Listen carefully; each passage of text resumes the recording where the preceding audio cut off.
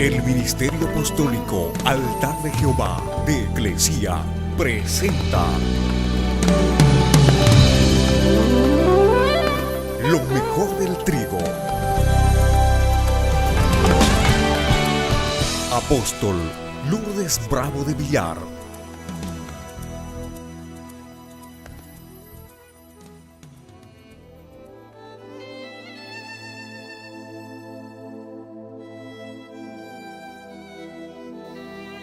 ¿Cuántos le temen a la muerte?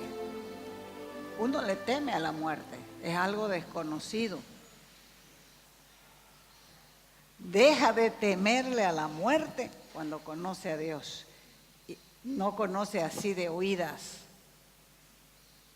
Le conoce y sabe que Dios es fiel. Porque igual te vas a morir y te vas a encontrar con Él. Ese es el problema. Entonces imagínense, morirse y encontrarse con Él y no conocerlo. ¡Ay, qué cosa más triste! Así que quiero que sepan que para que la gloria de Dios esté sobre una vida hay que morir. Por eso la conferencia titula Muerte por Gloria. Éxodo capítulo 33 del verso 18 adelante. Entonces Moisés dijo, ¿qué dijo? Le dijo a Dios, te ruego que me muestres, que descubras, que reveles, que manifiestes tu gloria. Y le respondió Dios, yo haré pasar todo mi bien delante de tu rostro y proclamaré, pregonaré el nombre de Jehová. Y tendré misericordia, tendré compasión del que tendré misericordia. Y seré clemente, seré compasivo para con el que seré clemente. Y dijo más, o añadió más, mas no podrás ver mi rostro porque no me verá hombre y vivirá. Y dijo aún, he aquí hay un lugar junto a mí. Tú estarás sobre la peña, sobre la roca, y te cubrirá mi mano hasta que haya pasado.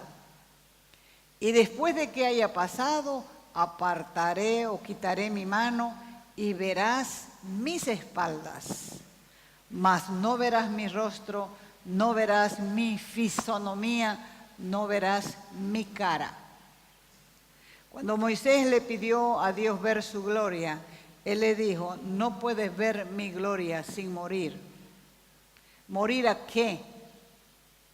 ¿A nuestros deseos? ¿A buscar nuestra propia gloria? ¿A dejar atrás el deseo de ser popular, de ser importante, de tener poder? Así que cuando se descubre que para obtener, para lograr, para conseguir la gloria de Dios hay que morir, muchos abandonan la búsqueda y se vuelven religiosos, se vuelven rutinarios, pierden las ganas de escudriñar porque no quieren dejar de buscar su propia gloria. Pero es el vehemente deseo de buscar la gloria de Dios la clave más importante para un avivamiento personal. Es bien fácil para una persona sentirse satisfecho con un aparente, con un supuesto, con un ficticio éxito o ventaja o victoria o triunfo. Es por eso que algunos son orgullosos de su profesión y han pasado en la universidad raspando para llegar. Pero cuando ya recibieron su título, se vuelven orgullosos, se inflan. No permiten que nadie le diga hola fulano, quiere que le digan licenciado, doctor. Entonces el pueblo le había dado la espalda a Dios cuando le dijo a Moisés, decirle a Dios que no nos hable Él directamente, porque vamos a morir. Que te hable a vos, Y vos nos transmites lo que diga Dios. Así que Moisés entraba frecuentemente en la nube que ocultaba la presencia de Dios en el tabernáculo de reunión, y la Biblia no nombra otra persona que tuviera la misma intimidad, la misma amistad, la misma confianza o intención de buscar la presencia de Dios. ¿Cuál es la aprobación que estás buscando?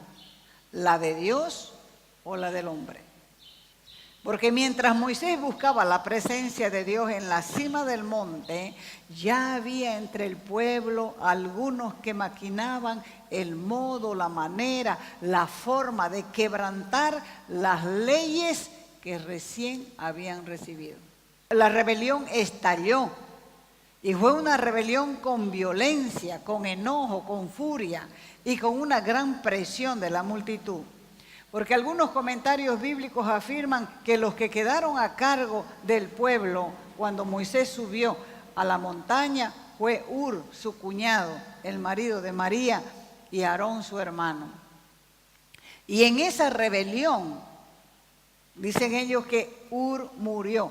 ¿Por qué? Porque se opuso al requerimiento del pueblo y entonces el pueblo lo mató. En realidad, no hay otra manera de explicar el por qué Aarón, siendo el sumo sacerdote, cedió a la presión de la opinión pública.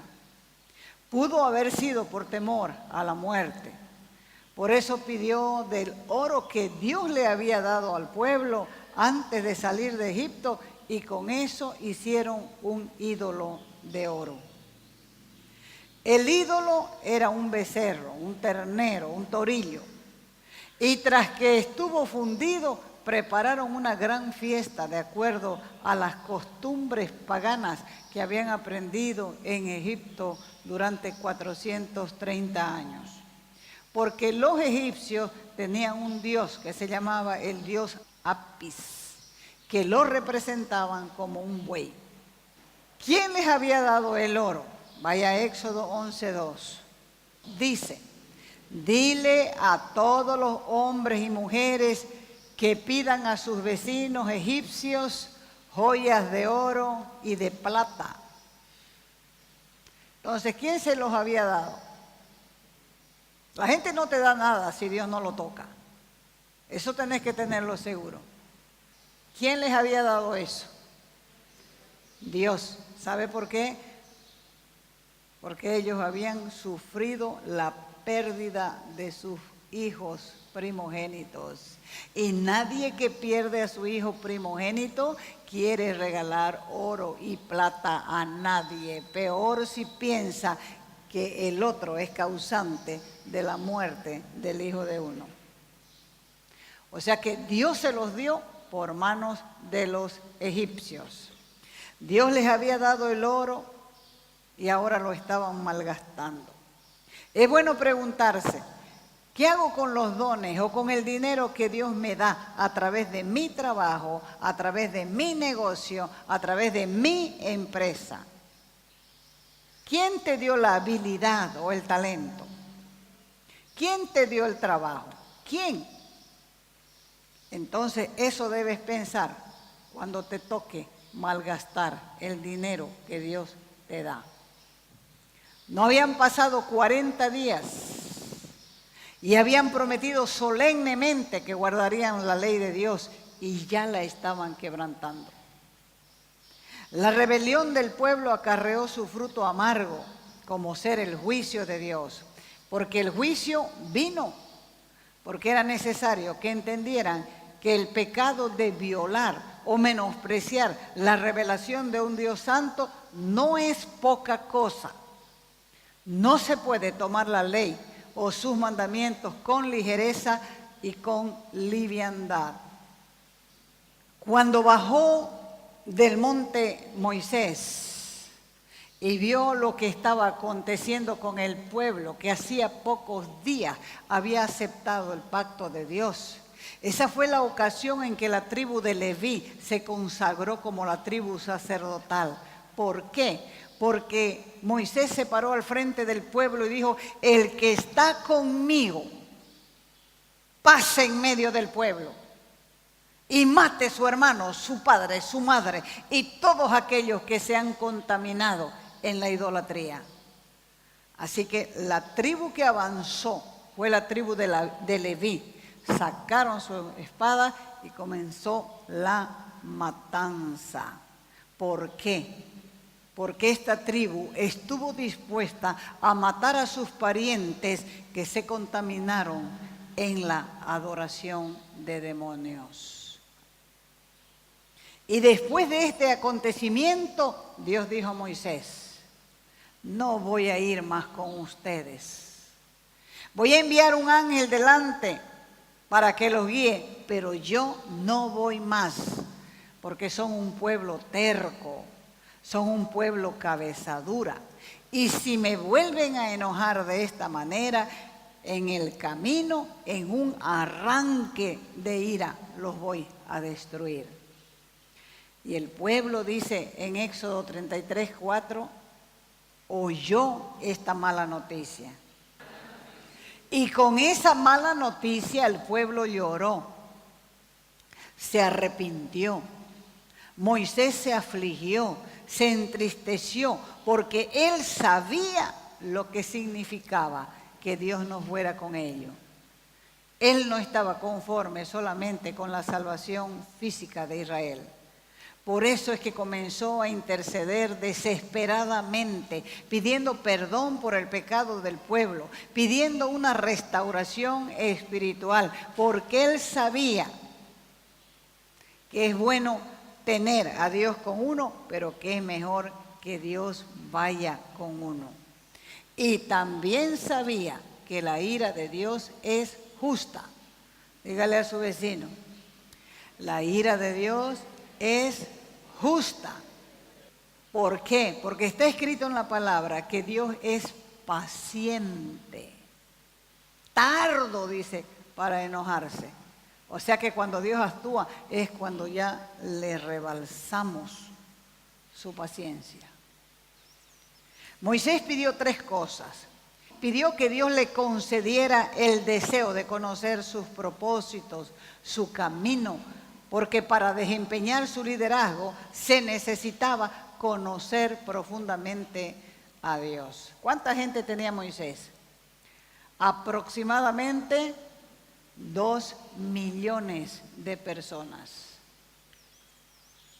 Él lo había colocado como líder de la nación, pero el pueblo, ¿de quién era? De Dios. Moisés solamente era su servidor. Y si el pueblo moría, los egipcios dirían que Dios lo sacó para exterminar los hebreos en el desierto. 2. Moisés pidió por la presencia de Dios, no la de un ángel.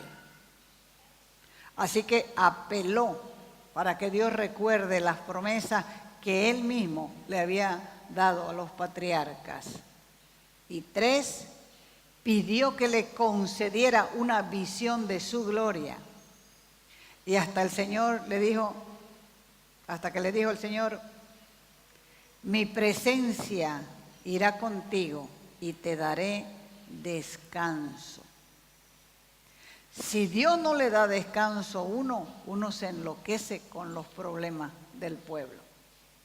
La iglesia vive enamorada de los dones del Espíritu, pero no reconoce al dador de los dones. Por eso Moisés nos está enseñando a través de su vida a buscar al dador de los dones y no andar tras de sus manos. Moisés deseaba la presencia de Dios en forma permanente. No solo quería una visitita. El gran problema del hombre en general es que es mal agradecido. Y los israelitas eran así. Estos, ni aun viendo los hechos poderosos de Dios, tenían gratitud. Más bien tenían una lista de requerimientos y vivían quejándose de cosas físicas, agua y pan. Moisés tenía una actitud totalmente diferente. La actitud de Moisés no era como la del pueblo, era superior a la del pueblo. Por eso él experimentó los milagros, por eso él escuchó la voz de Dios, por eso él fue testigo de la liberación de Israel con todos sus milagros espectaculares que superaban la imaginación humana, porque él anhelaba más de Dios. Repasemos algunos milagros. Moisés había visto a Dios escribir en una tabla con su dedo los mandamientos. Entonces Moisés deseaba algo más que ver el dedo de Dios escribiendo en una tabla. Él deseaba más de lo que significaba una nube que lo cubriera. Porque cuando él llegaba al monte, la nube lo cubría. Cuando él llegaba al tabernáculo, la nube lo cubría. Él deseaba más que ver una zarza ardiendo sin consumirse. Que fue el primer milagro que él vio y la curiosidad lo llevó para ver por qué la zarza, estando seca, no se consumía. Superando el temor humano. Y quiso llegar a un nivel mayor. ¿Por qué? Porque tenía un deseo apasionado por la presencia de Dios. Por eso le rogó: te ruego que me muestres tu gloria. Dios tuvo que explicarle a Moisés: mira, Moisés, vos no podés ver mi rostro, solo muerto puedes verme, pero hay un lugar donde puedes verme mientras aparezco en la distancia. La mayoría se sentiría contento con la respuesta de Dios, con verlo aunque sea de lejos, pero Moisés no, porque se había desatado en él un hambre y una sed de Dios que no tendría satisfacción hasta lograrlo. Éxodo 33, 22 dice: mañana, le dijo el Señor, me voy a presentar en la cumbre del monte y te vas a esconder en una grieta de la roca mientras mi gloria pasa frente a ti. Con mi mano te voy a cubrir los ojos. Y cuando yo pase, le dijo, verás un poquito mi espalda mientras me voy alejando. Y fue así. Y aunque todo fue tan rápido como un relámpago, la presencia hizo tal impacto en Moisés que lo capacitó para escribir los primeros 5 libros de la Biblia, donde generaciones enteras conocerían la historia de Dios detallada palabra por palabra por el Espíritu Santo. Y él recibiendo la revelación y transcribiendo lo que Dios le mostraría. Les pregunto, ¿quieren la gloria de Dios? ¿Quién quiere la gloria de Dios? Hay un problema. Todavía estás vivo. Solamente un flash de la gloria de Dios capacitó a Moisés para escribir. Moisés sabía que había un propósito mayor detrás del tabernáculo, por eso sentía una necesidad apremiante de conocer más al Señor. Y él sabía que la única manera de hacerlo era si miraba el rostro de Dios. Y comenzó a pedir: yo quiero ver tu gloria, yo quiero ver el producto final. El hambre en el corazón de este hombre hizo nacer en él una oración. Y una oración persistente, una oración perseverante, una oración con firmeza continua que desafió las fronteras del tiempo, del espacio y aún de la eternidad. Así que si llegas a estar tan hambriento de Dios y lo buscas con esa ansiedad, Él hará cosas por vos que no hará por nadie más. La conclusión de esta historia no se encuentra en el Antiguo Testamento. Es necesario saltar miles de años en el tiempo a una nueva era, a un nuevo pacto para poder encontrar el hambre que comenzó en la vida de Moisés, descrita en el libro de Éxodo. Porque la oración de Moisés era un eco permanente en los oídos de Dios, un eco que resonaba día tras día, toda la semana, todos los meses del año, a través de los siglos, hasta el día que Jesús habló a sus discípulos de ir al monte de Israel. Moisés ya había muerto, ni siquiera había entrado en la tierra de Canaán. Muchas generaciones habían pasado hasta que Jesús le dijo a sus 3 discípulos: vamos, acompáñenme al monte. El momento para Jesús ya había llegado. Los discípulos también ya comenzaban a inquietarse por lo que Jesús decía, porque Jesús hablaba cosas que ellos no entendían. Jesús les había dicho: porque todo el que quiera salvar su vida, la perderá. Y todo el que pierda su vida por causa de mí, la hallará. Y ellos quedaban en la luna. Estas palabras todavía molestan a muchos porque hay muerte en ellas. Escúchelas. Porque todo el que quiera salvar su vida, la perderá. Y todo el que pierda su vida por causa de mí, la hallará. Entonces, estas palabras están hablando de muerte. Jesús invirtió su vida enseñando a sus discípulos, pero ellos tenían serios problemas para entender lo que les enseñaba y lo que veían hacer. A ellos les gustaban las enseñanzas, aunque raras a veces porque ellos no las comprendían, pero se deleitaban de verlo realizar los milagros. Pero jamás descubrieron el propósito mayor que detrás de ellas estaba. Lo seguían, pero no lo entendían. La muestra de esto es que en el monte de la transfiguración los discípulos dormían. Y los discípulos de hoy, ¿qué hacen? Lo mismo. Lucas capítulo 9, verso 28. Comenzando en el 28 dice: aconteció que 8 días después de estas palabras, que tomó Jesús a Pedro, a Juan y a Jacobo, y con ellos subió al monte a orar. Y mientras él oraba, dice, la apariencia de su rostro se hizo otra. Su vestido blanco y resplandeciente. Y cuando estaba en la oración, aparecieron 2 varones que hablaban con él, los cuales eran Moisés y Elías,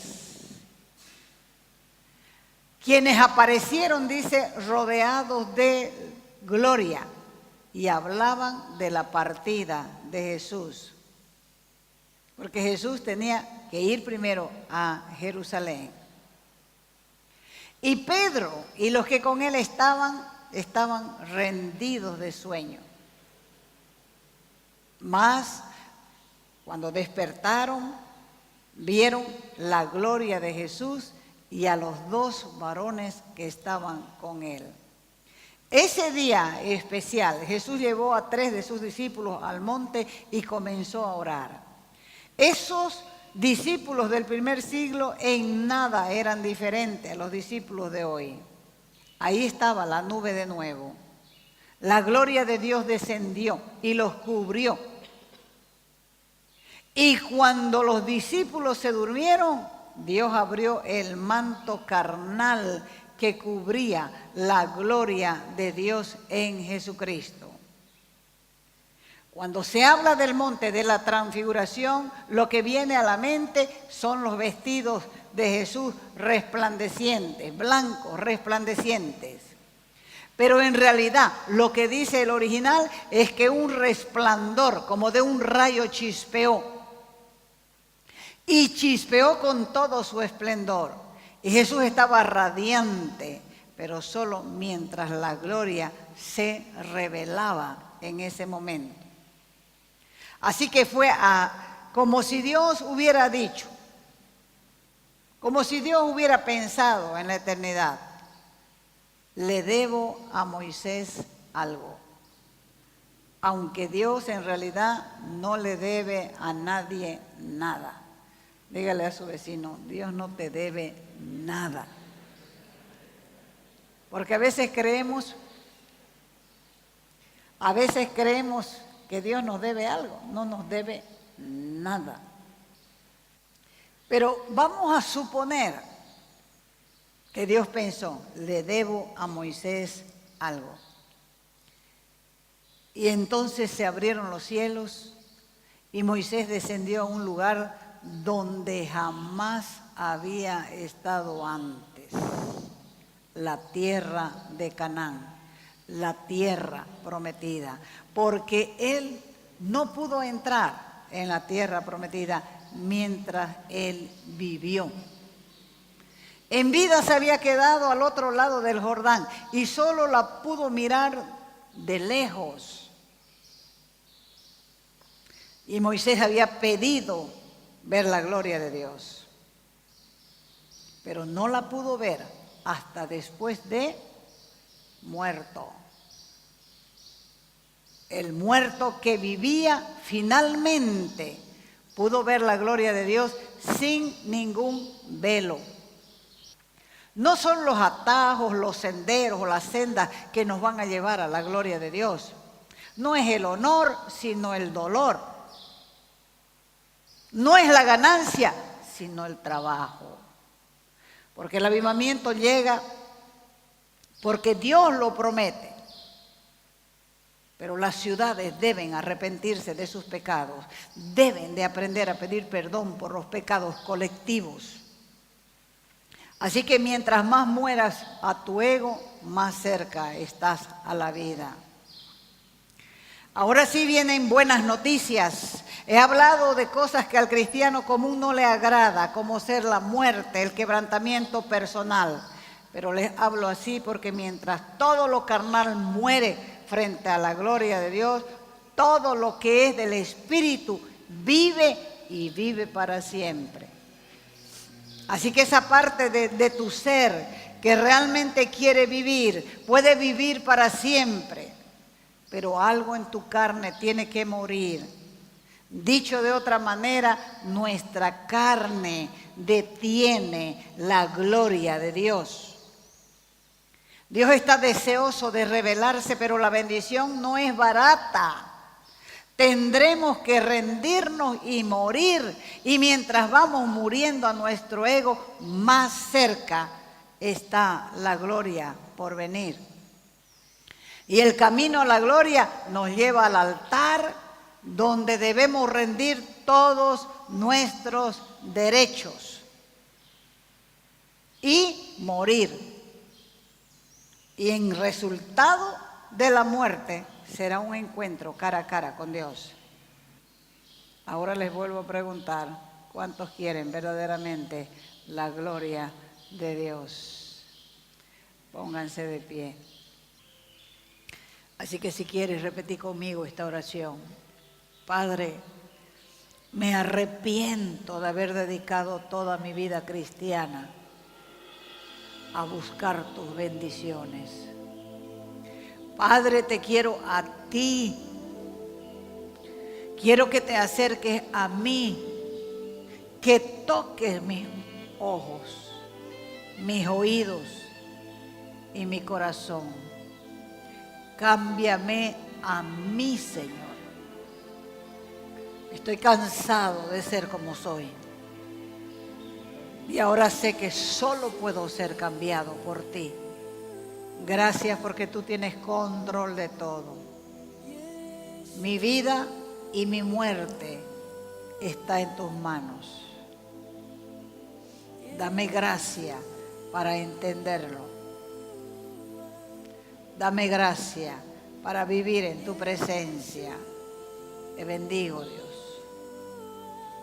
Realmente eres lo más grande que me ha acontecido en la vida. Eres el único que ha podido conquistar todo mi ser, mis pensamientos, mis emociones, mi voluntad, mi alma, mi espíritu, te lo entrego, Dios. Guárdalos y ayúdame a guardarlos irreprensibles hasta el día de tu venida. Gracias, Padre, por Jesús. Amén y amén.